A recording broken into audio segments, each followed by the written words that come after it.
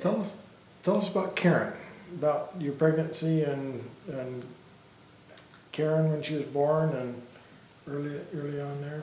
Well, if I back up to when you were born, so I can put them together,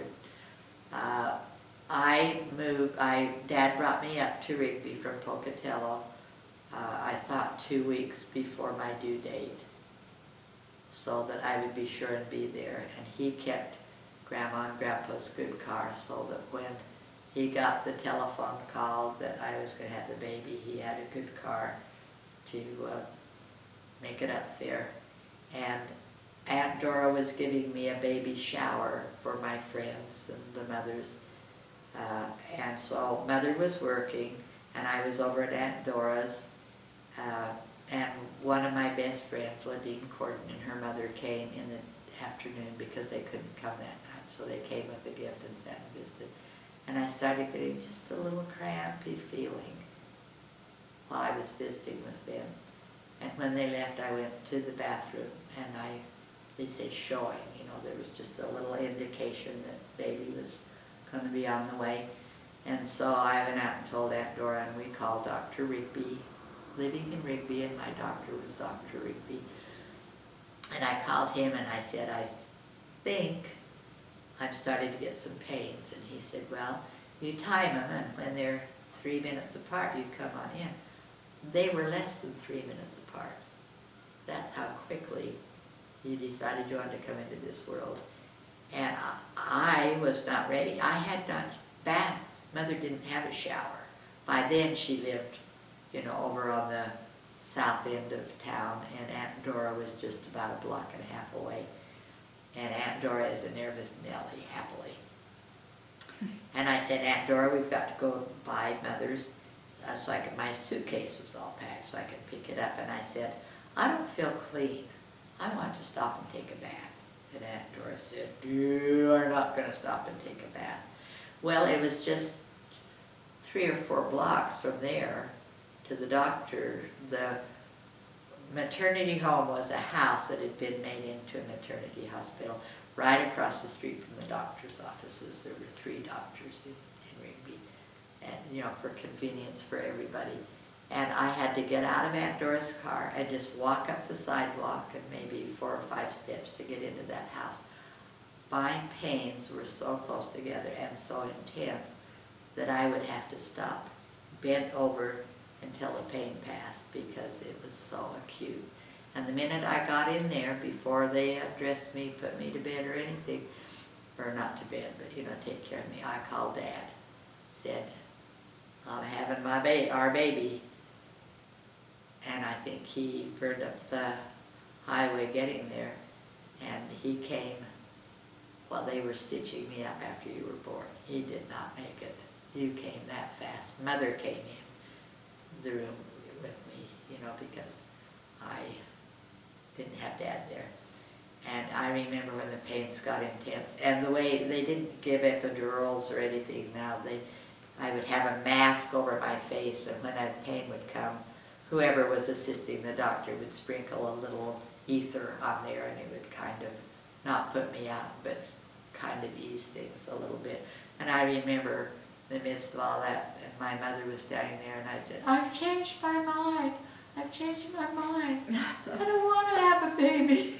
We all do, yeah. And you were, I think when they broke my water, the doctor did, I thought, he's born. It was just the water. But then they would keep giving me the ether, and then when the baby was starting to be born, I decided when you had gone through all the bad stuff, they put you to sleep. Because I think I felt most all of that birth. But you came so fast that I had stitches upon stitches upon stitches, first baby, that you were hard. And you were 9 pounds 4 ounces, so a big baby for me, for a first baby. But I stayed in that maternity hospital for a week, and Dad would trot back and forth because he was in school. And I told you he brought the piggy bank, and we counted up the money, and so we had no debt. The doctor was paid, and you just grew like gangbusters the first time I took you back.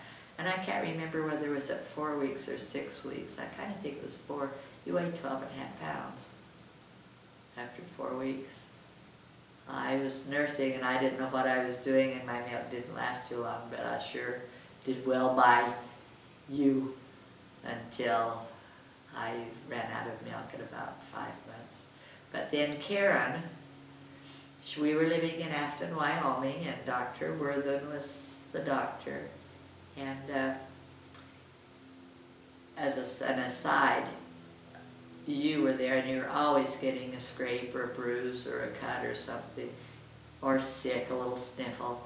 And I took you to that Dr. Worthen so often that he finally looked at me and said, why don't you just go home and relax and let that baby grow up?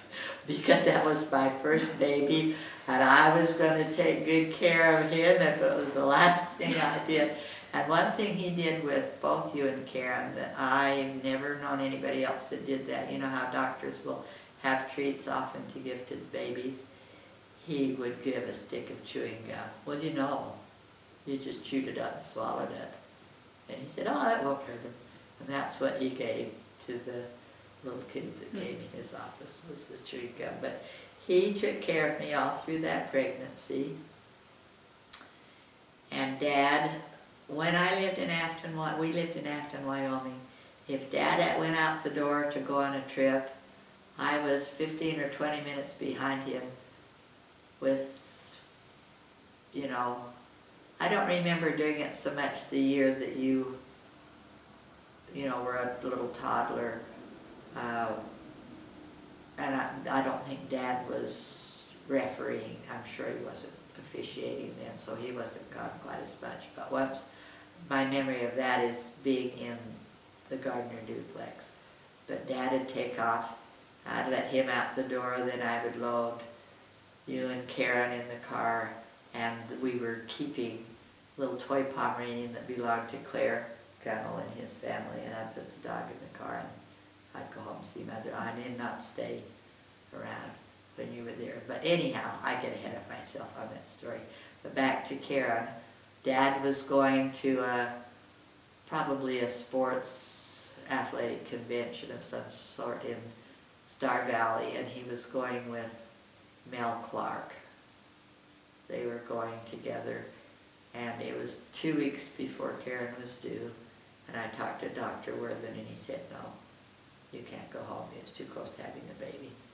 So Dad left, and I put you and Karen. No, Karen wasn't born. You in the car. I didn't have the dog then.